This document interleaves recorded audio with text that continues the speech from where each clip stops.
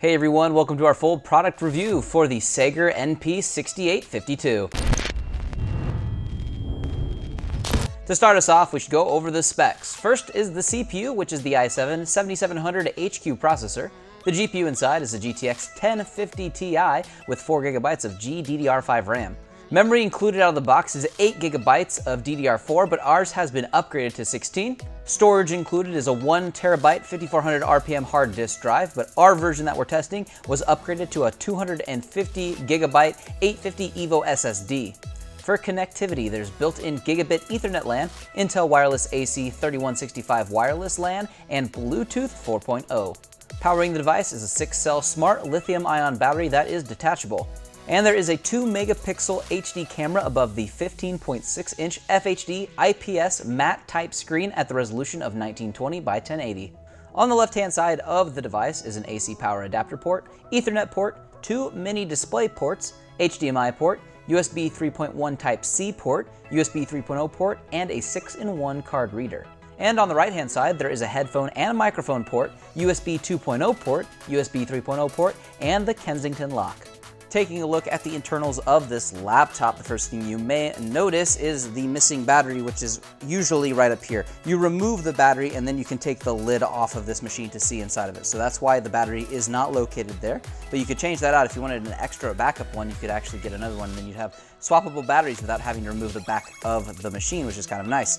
There are 2 sticks of RAM right here. This machine has 16 gigs in it right now. Typically it comes with just 8, but obviously there's room to upgrade if you want to have more or larger capacity RAM in this machine. We have an M.2 right here, which has your Bluetooth and Wi-Fi connectivity right there.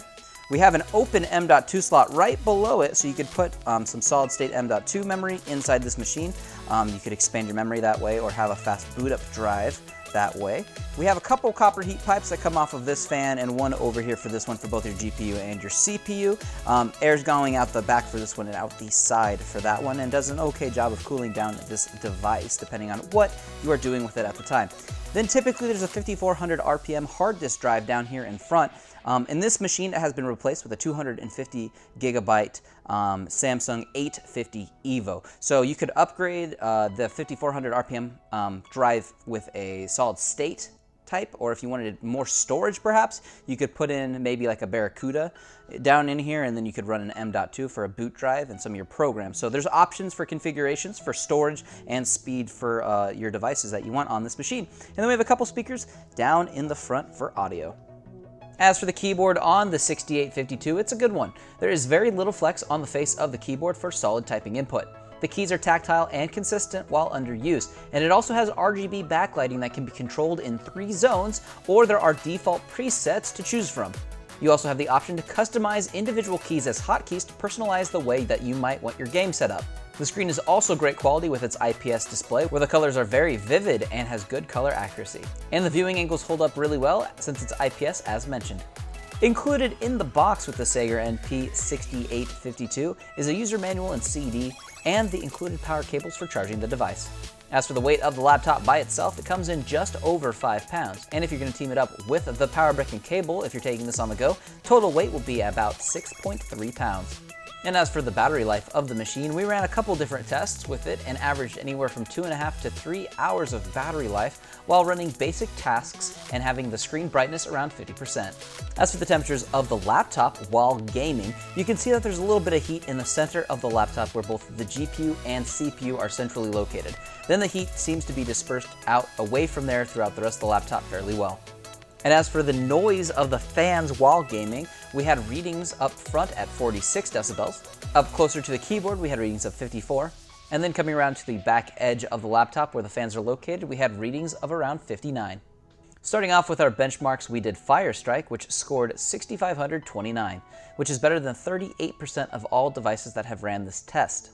Our second test was with Cinebench. Its OpenGL score was 93, and its CB score was 733. You can see how it stacks up on the left-hand side of the screen. Next, we ran Crystal Disk for the read and write speeds of the SSD that were inside of the machine. We had read speeds of 507 megabytes and write speeds of 495. Kicking off our real-world testing with Grand Theft Auto 5, we ran textures at normal but everything else at very high, with MSA settings off and then at ×2 and ×4. We had FPS readings at 73, 59, and 48. The GPU's temperature was at 78, and the CPU's temperature was at 68. Our second test was with Tomb Raider on low, medium, and on high. We had FPS readings of 76, 61, and 54. The GPU's temperature was at 77, and the CPU's temperature was at 66. Our third test was with Dirt Rally on medium, high, and ultra with MSAA settings at ×4. We had FPS readings of 92, 70, and 54. The GPU's temperature was at 74, and the CPU's temperature was at 65. If you're looking to put a personal touch on your machine, be sure to check out our extensive customization options before checkout, including upgrades available to RAM, storage, cooling, overclocking, custom paint, hydro and graphic wraps, laser etching, and much, much more. If you'd like to take a closer look at any of the specific BIOS menu screens, be sure to pause the video on the one that you would like to view closer. If not, be sure to check out the product link in the description or leave us any comments down below if you have questions for us here at Exotic PC. I've been Andrew saying thanks for watching, and be sure to subscribe for future product overviews and reviews.